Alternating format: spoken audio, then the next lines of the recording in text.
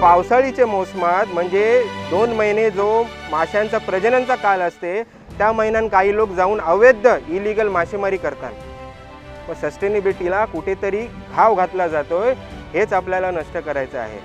तर मंडळी, संयुक्त मत्स्य व्यवस्थापन म्हणजे मत्स्य व्यवसाय विभाग महाराष्ट्र राज्य यांना साथ द्या आणि प्रत्येक कोळी बांधवाचं कर्तव्य आहे, प्रत्येक मच्छीमाराचं कर्तव्य आहे की 2 महिने जेव्हा आपली मासेमारी बंद असते तेव्हा कोणीही पाण्यात जाऊ नका. त्या दर्यासागराचा रिस्पेक्ट ठेवा, कारण आपला पहिला देव तो दर्याच आहे.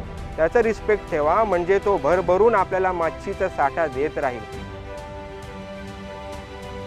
मत्स्य प्रजनन काळामध्ये मच्छीमारी न करणे, LED सारख्या प्रतिबंधित गोष्टींचा अवलंब न करणे, समुद्रामध्ये ज्या काही विविध प्रजातीचे मासे आहेत, उदाहरण कासव आहेत, त्याशिवाय शार्क, डॉल्फिन आहेत, यांच्यासुद्धा संरक्षणाची जबाबदारी जी आहे ती आपण कोळी समुदायासोबत अपेक्षित करतो आहे आणि त्याला आपण नाव देतो संयुक्त सागरी मत्स्य व्यवस्थापन. मासेमारी बंदी काळात मासेमारीला जाऊ नका.